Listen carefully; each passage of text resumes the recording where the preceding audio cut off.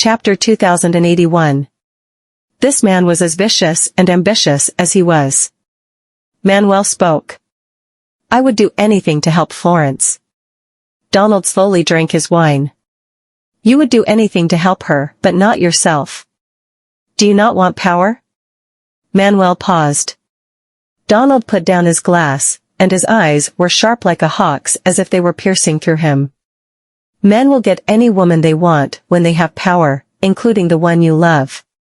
Manuel lowered his gaze because he was moved. Donald poured more wine for him. You know that I'm here with someone's help, and you're the only person I can trust. I see you as my brother now, so if you want power, I'll help you get it. Manuel's fingers curled up because this got him thinking. Power was more attractive to men than money, especially for Manuel, who had always just been in the Serpents as a member. He had too many limitations. He couldn't give Florence what she wanted, nor could he win her heart. He wasn't a looker, so he could only help her in the background, but to Florence, all that he had done was what a member of the gang was supposed to do. If she was his leader, he would just be a loyal dog of hers. Thus, what Donald suggested hit him hard, and it was a very tempting bait. He wouldn't know that it was just a delightful trap that Donald set. It would end him. The next day, the news that Florence joined hands with Fabio got to the Southern clan. Sonny sat drinking tea in his courtyard with no surprise. He had expected that to happen.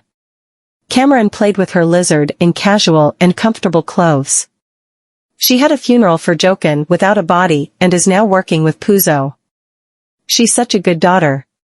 Sonny's eyes twitched. He hadn't told her that Jokin was still alive because it wasn't the right time yet. We can't keep people that want to leave. He put down his teacup.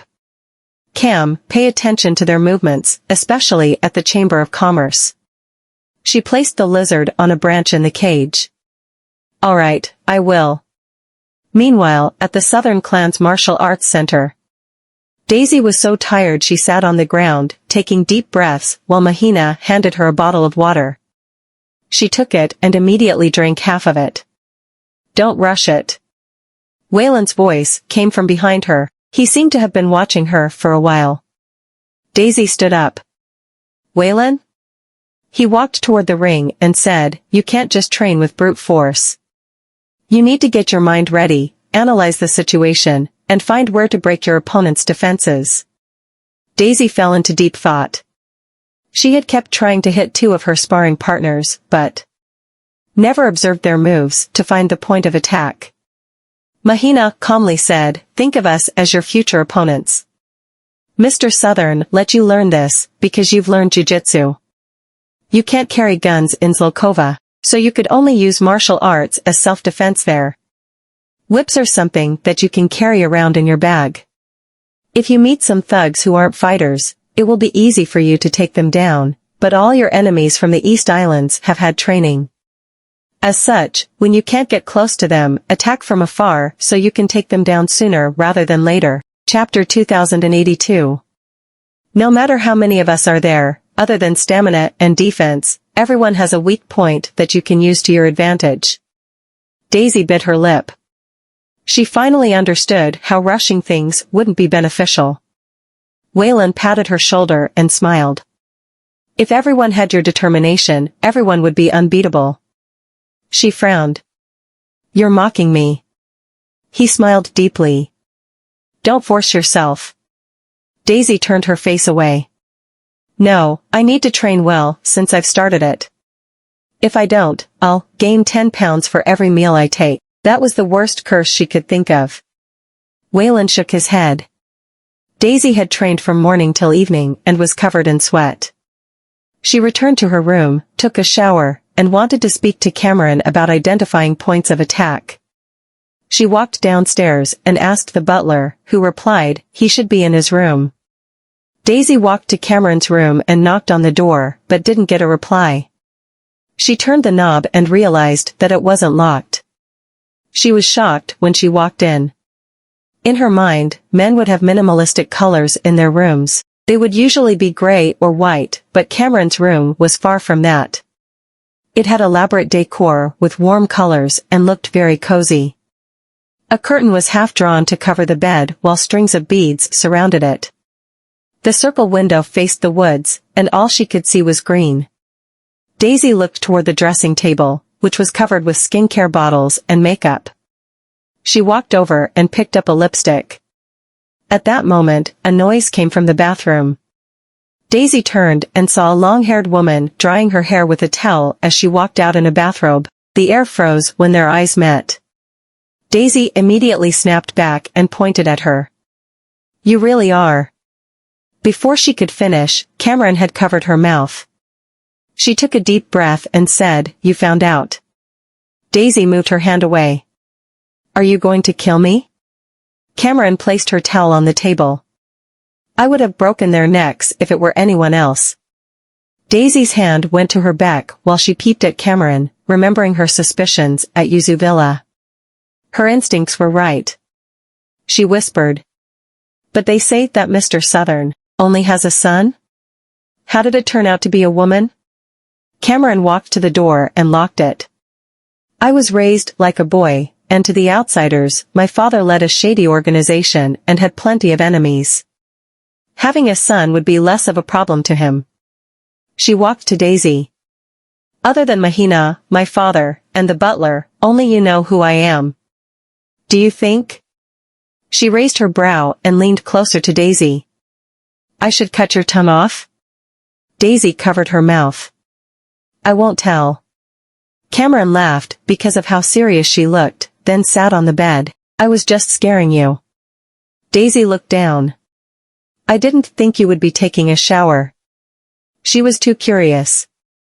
Cameron laughed. "You would be done with if I were a man." Daisy was rendered speechless. "But you're even more playful than a man." Cameron pushed her hair back and smiled seductively. "I'm too used to pretending to be a man. I know how they think." She crossed her legs. "Why are you here?" Chapter 2083. Daisy remembered why she was there. "I'd like to ask you about weak points." Cameron looked at her. "It's easy. Get up where you call. Learning is important when you are sparring. Remember what moves they used to take you down, so you will know how to defend yourself the next time they use it." Daisy thought about it. Cameron shrugged. "No matter how good someone's defenses are, there will always be a point where you can attack. If you keep attacking that spot, they will keep defending. And when they're only focused on defending and not offense, that's when you get them." Daisy pressed her lips together to try to remember. For the next few days, Cameron watched while Daisy practiced. Daisy had improved tremendously and was able to face 3 people in one go and still manage to defend herself. She was getting well at using the whip as if it was now part of her body. When she hit the arms of 2 men, she jumped up in joy, forgot who Cameron was supposed to be, and rushed over to hug her. "I got them." Cameron looked at everyone who was training there, and unsurprisingly, they were all shocked. Cameron cleared her throat and patted Daisy's back with an awkward laugh. "Not bad." Daisy noticed that and immediately let go of her. She forgot that to everyone there, Cameron was a man. When Waylon walked in, he heard a few men talking about it. "Do you think Miss Vanderbilt has a crush on Cameron?" "I think it's the other way around. Why else would he let Mahina train her for that long?" "Well, he's single anyway, and I think Miss Vanderbilt is a good fit as his wife. I hope we'll be able to attend their wedding this year." Waylon slowed down his steps and as he thought about it. When he got to the ring, most people had left, and the 3 women were still there. Daisy and Cameron looked like they were having a good time, and Daisy was holding her arm. They looked intimate. When Daisy saw Waylon, she was surprised, then immediately let go of Cameron's hand and smiled awkwardly. "Waylon." Cameron looked toward him. Waylon squinted. "Since when were you so close?" Daisy looked away. "Because Cameron had been taking care of me recently like you have, so we've gotten close." "Is that so?" Waylon's eyes looked toward Cameron. Cameron crossed her arms and challenged him with her eyes. Yes, if Daisy can't marry me, she can at least be my sister. Waylon stared straight into her eyes, and things became awkward. Daisy knew that Waylon had misunderstood, but she couldn't tell him about Cameron's actual identity. Mahina left with Cameron. Daisy was walking behind Waylon when he suddenly stopped. Daisy. Daisy looked at him while he turned to face her. Are you hiding something from me? She froze, then shook her head. No. Waylon observed her. He knew his sister wouldn't get too close to men, except for family members and no lace. But when she lied, her actions would look unnatural, and her eyes would drift, just like how she was at that moment. He didn't call her out but said, "It's been a long day. Go take a rest." Daisy was relieved. She nodded and quickly walked away. Chapter 2084. Waylon watched Daisy walk away. It was time he looked into the identity of Miss Torres. The rumor spread quickly, and Daisy suddenly became the future Mrs. Southern, and it finally got to Sonny. Sonny, who was polishing his antique vase, looked up. Where did these rumors come from? The butler replied. The Martial Arts Center. Cameron has been training with Miss Vanderbilt for the past few days, and many people have seen them. They must have assumed that they have a thing going on. How would the two girls have a thing going on? Sonny was amused. That's a huge misunderstanding. Still, the butler was worried. I'm worried that Cameron's identity will be exposed one day. Sonny placed the vase back into the box. It will happen sooner or later, but the later, the better, especially when we have a very clever guest at home. Do you mean Mr. Goldman? Do you remember he mentioned Miss Torres? Sonny took a deep breath. He must have bumped into Cam when she went out as a woman and was coming home, so he must have noticed something. The butler recalled that and thought that things would become awkward soon. Would he think that Cameron had brought a woman home? Sonny placed the box back onto the rack. It's not the time to worry about this now. The Southern clan has been on the island for years, so we can't let the hard work of 2 generations ruin in the hands of those people. The butler understood. Even though the Southern clan had agreed with the Southwest side not to interfere with each other, people changed. Meanwhile, Daisy and Mahina finished their training and were resting. Daisy didn't know what to do about the rumors about Cameron and herself. Mahina, do you think I've caused a problem for her? Mahina smiled. No, they're just curious and will forget about it after a while. Cameron was a man to them, and he would never be too close to a woman in front of them. Daisy looked down. I think she has been through a lot, but how long will she hide the secret? What will happen in the future? Men would eventually have to start a family, and she would have to take over the Southern clan. Everyone would expect Cameron to marry as long as she was still a man. Mahina smiled. Who knows what the future holds, but her identity must not be exposed yet, so we'll need your help to keep it a secret. Daisy understood, because if her identity was exposed, it would bring a lot of trouble to the Southern clan. The night was dark. A slither of moonlight shone through the curtains and onto the bed. Daisy lay on her side and could hear her door opening, then light footsteps approaching her. She opened her eyes and was alert. She felt around next to her pillow and found her whip. When she pushed her blanket aside and raised her hand, the person grabbed her by her wrist and pushed her back onto the bed. She was going to scream when a finger was placed on her lips. It's me. Daisy could clearly see his face, thanks to the dim moonlight. Daisy blinked and whispered. Nolly? Chapter 2085. Nolace quietly chuckled and cupped Daisy's face. Not bad, you're quite alert. She pushed him away and sat up. The room was lit up, and the darkness faded away. Nolace was dressed in dark clothes with a thin jacket. It might have been windy outside because his hair was a mess. That handsome face of his looked tired. Daisy suddenly cupped his face. You lost weight. He touched her hand and rubbed her palm. Because I miss you too much. Daisy took her hand back and looked away. Nonsense. He lay down next to her and pulled her into his arms while his voice came from the top of her head. I heard that you've been training hard with Cameron. She paused and looked around. Did you come because of this? Knowles looked at her and asked, because of what? She pressed her lips together. The rumors about the two of us. Knowles chuckled, which startled Daisy. Why are you laughing? He turned to his side and propped his head up in one hand. Are you explaining because you're worried that I'm jealous? Daisy didn't answer. He kissed her face with joy in his eyes. You care about my feelings now. She immediately turned around. I'm going to sleep. Knowles hugged her from behind and buried his face in her neck to smell her hair. Go ahead. His warm lips caressed her skin, inch by inch. She shuddered and turned to stop him. You're not letting me sleep, she grumbled, but was actually not complaining. Knowles smiled as he said, am I not? He then stared into her eyes. We have different definitions of sleeping together. She blushed. Stop it. Knowles raised her chin and kissed her on her lips. Daisy's body went soft, and she let him have his way. The next morning, after Daisy cleaned up and got downstairs, she thought that Knowles had left, but he was there having breakfast. Sunny, Cameron, Knowles, and Waylon were all there. That scene looked weird. Daisy pulled out a chair and sat down. Cameron took a few strips of bacon and placed them on her plate.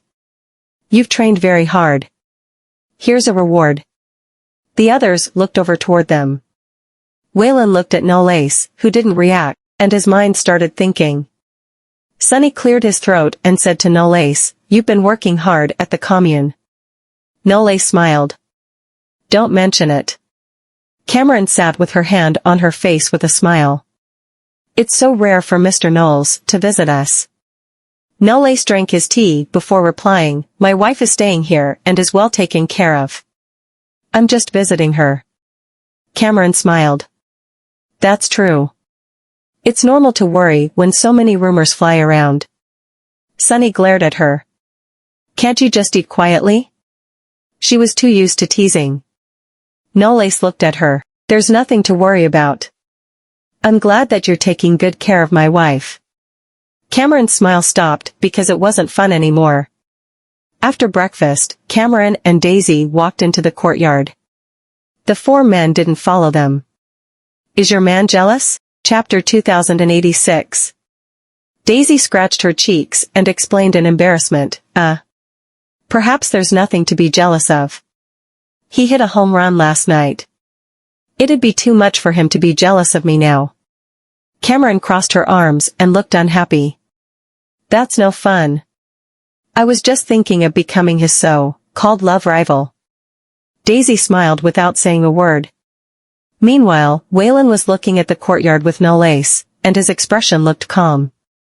You don't seem to mind Daisy being so close to Cameron. Knowles retracted his gaze and laughed. It's no big deal. Waylon squinted slightly. It seems that you already knew? Knowles turned his head to look at Waylon. What do you mean by that? What do you think? He did not answer the question directly and responded very mysteriously, keeping others away from the truth. This had always been Waylon's personality. If it were someone else who was not cautious and shrewd enough, they would most probably have been deceived most of the time. Knowles glanced past the two people who were strolling on the other side of the courtyard. You've always been smart, how could you have not guessed it? Waylon frowned and said nothing. What he means is that the truth should not be not far away from what I think it is. He had asked Sadai to investigate the identity of Miss Torres, but she could not find anything about her. The only information that she could find was that this lady had played the owner of the Eastgate Clubhouse. It was not that he had not thought of the relationship between Miss Torres and Cameron, but he did not think about it to that extent. That was because it was just unimaginable to him. As everyone knows, Sunny Southern, the great hero of East Eurasia, has only one son. However, if this son of his is actually not a son, then it will all make sense. Waylon, Knowles? When Daisy and Cameron came back, they happened to run into the two. People standing in the corridor. Waylon looked at them, and his gaze swept casually across to Cameron. He thought of the reason Daisy would have that intuition that she brought up the other day when she was in the car with him. It can be said that Cameron looks taller than most women, but no matter his body figure or appearance, he doesn't look like a man. Not to mention, the woman from the other night looked tall too, and her high heels were about 4 inches high, which made her stand at a height where the top of her head was on the same level as the bridge of my nose. It just happened that the light was dim and the atmosphere was blurry, but I could still get a rough image of her facial outline and body figure.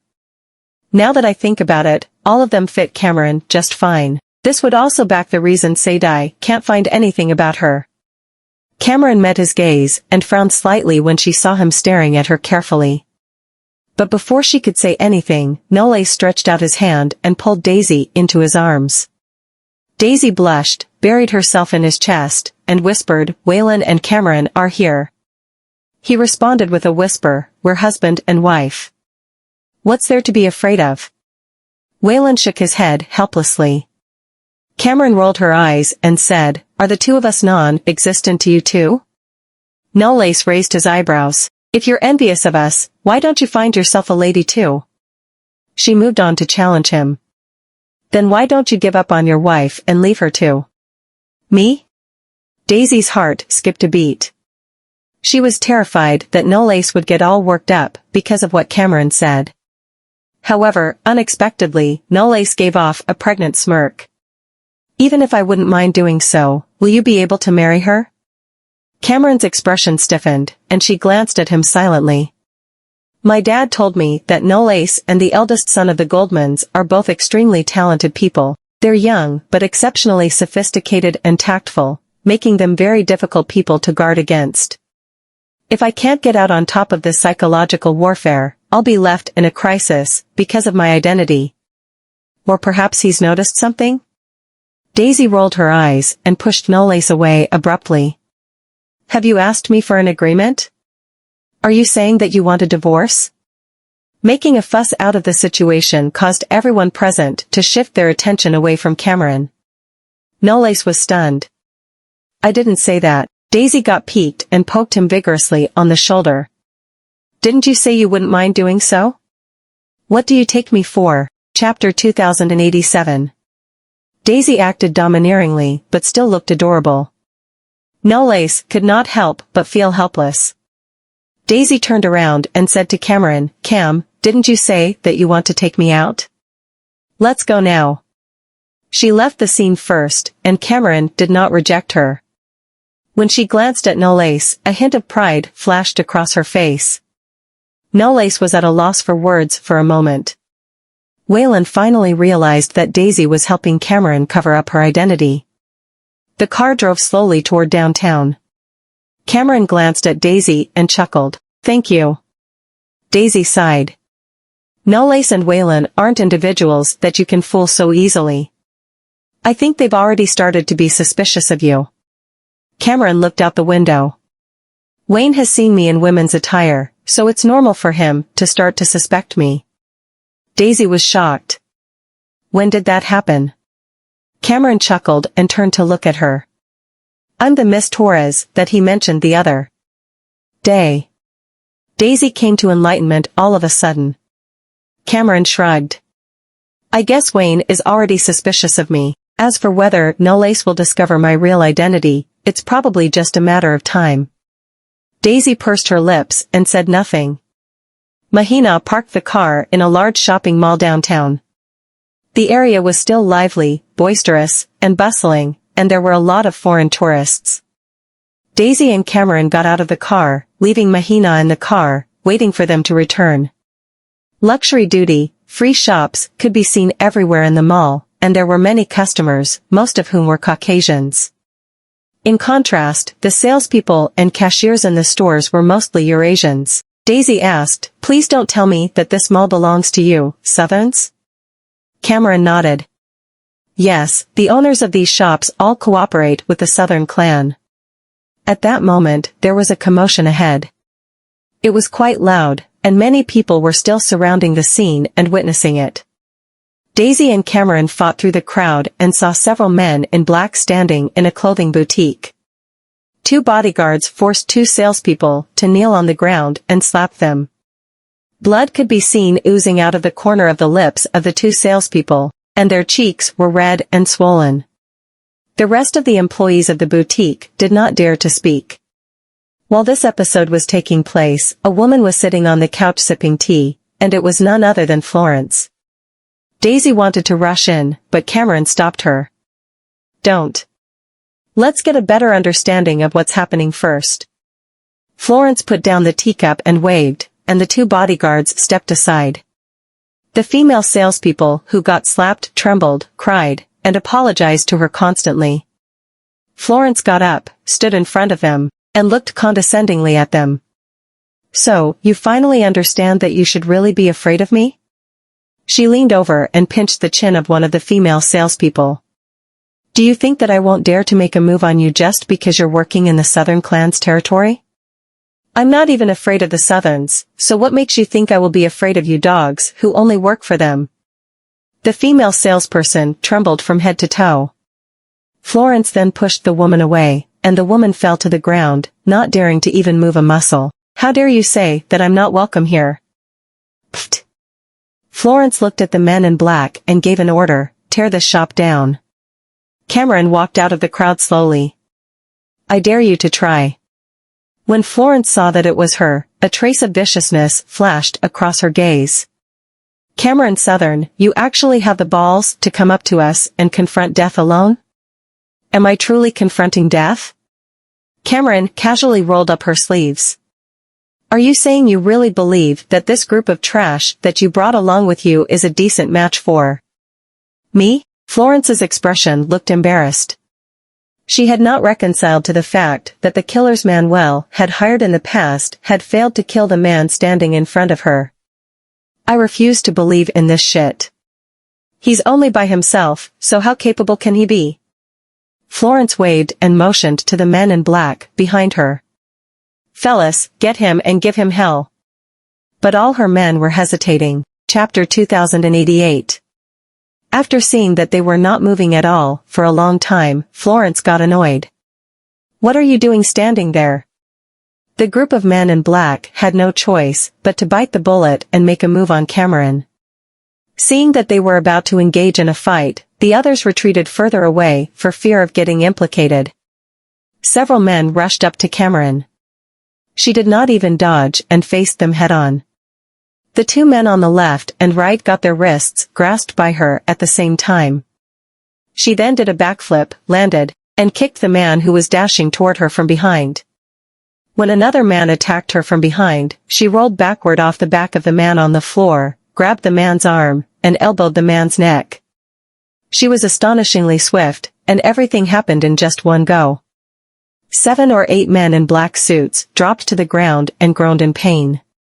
Florence's face paled. She bit her lower lip, and her gaze swept across the boutique, and she saw a knife on the table. She picked it up and rushed toward Cameron immediately. "Just go to hell." Cameron was unmoved by her sudden assault. At that moment, a whip swept horizontally across the room, hitting the knife off her grip. Florence covered the back of her hand in pain, and a scarlet mark appeared on the back of her hand. Daisy walked out from the crowd with a leather whip and flung it again, lashing it at Florence's legs and striking her calf. The sudden strike caused her to stagger backward and fall to the ground. "You people from the Serpents are ungrateful. Putting the fact that you deserted your old ally and turned to others for shelter aside, you're actually shameless enough to cause a scene on the Southern Clan's territory. I think whipping you only twice is way too merciful to someone like you." Daisy was trying her best to suppress her urge to whip her to death. Florence was lashed by the whip and felt a scorching pain on her calf as if the flesh had been cut apart. She gnashed her teeth, and her eyes were bloodshot. "So what if we're ungrateful? You people from the Southerns are the ones who murdered my father. Do you really want to badmouth us in front of such a crowd?" Cameron scoffed, stopped in front of Florence, leaned over, and pinched her by the chin. "Does Jokin's death really have something to do with our Southern Clan? Why don't you ask your loyal subordinate, Manuel Estrada? Florence's breathing stagnated, and she was at a loss for words. Cameron glared at her. Besides, I haven't even come to you to ask you to explain yourself.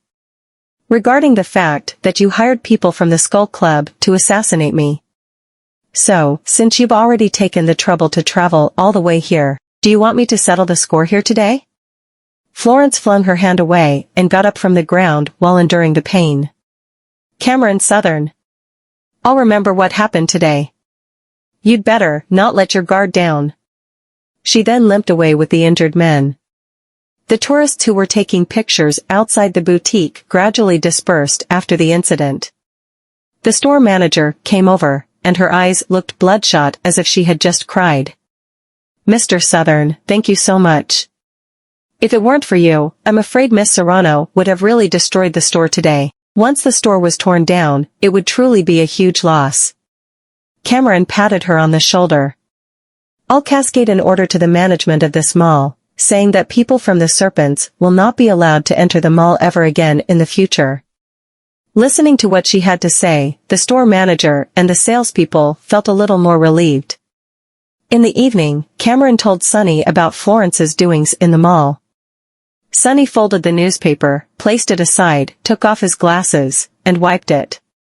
I knew she wouldn't just stay sound. It seemed that after turning to Fabio for shelter and obtaining his support, she had become even more presumptuous and couldn't care less about the Southern clan. Cameron grabbed a book off the shelf and flipped through it casually. She wanted to demolish a shop on our territory. We should really consider returning the favor. Sunny laughed out loud. You're up to some naughty ideas again. I had to show her some respect back then when the Serpents were still siding with us and running their businesses on the Southern clan's territory. However, she's now working for Fabio. There's no need for us to show her any mercy anymore. Sunny waved. Go, you don't have to pull your punches in order to preserve my reputation. Chapter 2089. Cameron chuckled as that was exactly what she wanted. In the evening, the entertainment venues in the southwest region were assaulted by a group of disciples led by Cameron and were forced to shut their doors. Inside the villa, the lights were bright. Fabio sat at the dining table in his nightgown, enjoying his late night supper. The subordinates around him were furious. The young heir of the Southerns is acting arrogantly. He actually has the balls to bring his men to our clubhouses, tear them down, and kick our men's asses. Fabio put down his knife and fork and wiped the corners of his mouth with a tissue. At that moment, Gail came in from the outside, walked up to him, and whispered something in his ear. Fabio lifted his gaze and spat the fish bones in his mouth onto the plate. Warn that bitch Florence not to cause any more trouble in the near future. Otherwise, I won't care who she is. The next day, when Daisy went to the martial arts center for training, she learned that Cameron had brought some people to the clubhouses on Fabio's territory last night to tear them down. Daisy laughed. Fabio must be exasperated about this, mustn't he? Cameron took the lid off her teacup. The person who should be exasperated is Florence. Florence had just turned to Fabio for protection and shelter, but she had already gotten restless and made a fuss on the Southern clan's territory. After that, Fabio was not someone who would not condone her. After all, she might be a presumptuous woman, but Fabio had always been a sensible person. To someone whose interest was making the most profit and dominating in this field, doing something that would not bring any benefit to him would always be a bane of his life. To start a war with the Southern clan at this moment would prove to be too difficult. The best result that one could get out of this situation would only be a lose-lose situation. If that were to happen, the Southern clan might suffer a huge hit, but they had nothing to lose. However, if Fabio were to suffer the same hit, his ambition to take over the East Islands would only go down in flames. Daisy sensed a light breeze over her shoulders and turned around immediately. Waylon, why are you here? Cameron put down the teacup, turned her head, and took a look at him. Yo, Mr. Goldman, you're rather idle, huh? Waylon stopped in front of them and gazed at Cameron for a split second. Mr. Southern, you're very idle too, aren't you? Sitting under an umbrella next to the arena and drinking tea leisurely while watching her men train was indeed quite an easy and idle pastime. Cameron chuckled. Could it be that you've come here because you want to train? Why don't get some of my men to keep you occupied if that's the case? Daisy was astounded as the atmosphere in the martial arts center turned a little tense. Waylon narrowed his eyes. What if I were to say I would love to spar with you, Mr. Southern? The people training right next to them stopped and gathered around when they heard Waylon's proposal. Someone smiled and tried to persuade him. Mr. Goldman, I'd advise you not to spar with the young master. We can't even beat him. If you want to practice, we'll find someone else to spar with you. Waylon slowly undid the buttons on his cuffs. It's okay. After all, I've been fortunate enough to witness Mr. Southern's skills live. Now that Mr. Southern is offering me a chance, I wish to try it myself. Cameron stood up, faced him, and lifted her eyebrows. Are you sure that you want to fight? Me? He smiled. Of course. Cameron crossed her arms. Fine. Since you insist on acting brave, I'll give you the chance to do so. She then stepped into the ring first. Daisy pulled Waylon back. Waylon, are you serious? Although Waylon is also very strong and competent when it comes to martial arts, I've seen Cameron's skills in person too. I think the only person in this world who can match her is Aunt Sadai. Waylon rubbed the top of her head. Don't worry. I know what I'm doing. The two were standing in the ring at the moment. All the people below the arena were filled with enthusiasm. After all, they could finally see the young master in action. They were all discussing who would be the winner of the match. A man who was standing right next to Daisy could not help but comment, Miss Vanderbilt, your brother is very strong, huh? He actually has the guts to challenge the young master. Daisy looked at him and asked, curiously, can any one of you beat Cameron? Who would be able to do so? The man waved his hand hurriedly. You weren't present when the young master picked on the 10 of us and crushed us from the very beginning. We didn't even have the opportunity to fight back. He'll become the devil himself whenever he steps into the ring. Chapter 2090. Yeah, don't judge the young master by his size and rather feminine look. He can be very ruthless at times. The man who had gotten his butt kicked could not help but tremble a little when he recalled the scene when he got beaten. Daisy began to worry about Waylon. Let's just hope that Cameron won't go too hard on Waylon. In the ring, it was a one-on-one duel between the two. Cameron only wanted to end it as soon as possible, so she ruthlessly took the initiative to make a move first. However, Waylon dodged her blow without even lifting any of his feet, and grabbed her by the wrist. Cameron turned over instantly, grabbed his arm, and threw him out. Waylon lost balance and fell, but simultaneously, he propped his palm against the ground, pushed his body off the ground, and got his feet under him again immediately. But Cameron did not even give Waylon a chance to catch his breath. She attacked him non-stop while he could only defend himself. All her moves were merciless and fast. Her punches and kicks were as smooth as flowing water. The atmosphere in the arena made everyone in the audience nervous. Waylon resisted all her attacks and acted very passively. Cameron sneered. You'll make quite a good punching bag, huh? Waylon did not dare to let his guard down, and he was forced to retreat one move after another until there was no more space behind him for him to retreat. At that moment, Cameron's palm slashed across the air, and it was aimed right at his wide-open chest and shoulder. Daisy's heart was racing against her chest. Waylon rolled to the side and clamped her feet with his legs at the same time, tripping her. The moment Cameron fell to the ground, she propped her hands against the ground, and she did not seem to have expected this move from Waylon. She copied his tricks by clamping his neck with her legs to choke him by the throat and hauled him down to the floor.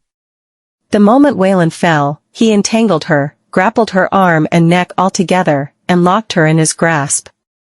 With that, the more force she exerted to tighten her grip on Waylon, the more her arm hurt. The people in the audience looked a little confused. Did the young master just get grappled in an armlock? In the fight, the tabooist situation had always been getting entangled by the opponent. Once someone got locked in a tight grappling position, unless they could break free and escape, the other way out of the sticky situation was to admit defeat. And that theory was even more accurate and applicable when it came to mixed martial arts fights. Cameron felt something, and her posture stiffened. She then gasped and gnashed her teeth. Let go. He smirked. You should let go first. The veins on her forehead started bulging due to the grapple.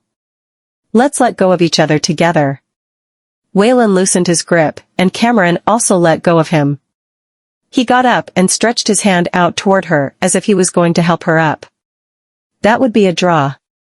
Cameron pushed his hand away and said nothing. Daisy ran up into the ring. Waylon. She then looked at Cameron, and judging from her expression, she felt that something was wrong. "Ca, Cameron, are you alright?" She shouldn't be angry, should she? Cameron covered her forehead. You guys should go first. Waylon straightened his shirt and accidentally found a trace of blood on the floor. He frowned and glanced at Cameron. Are you injured?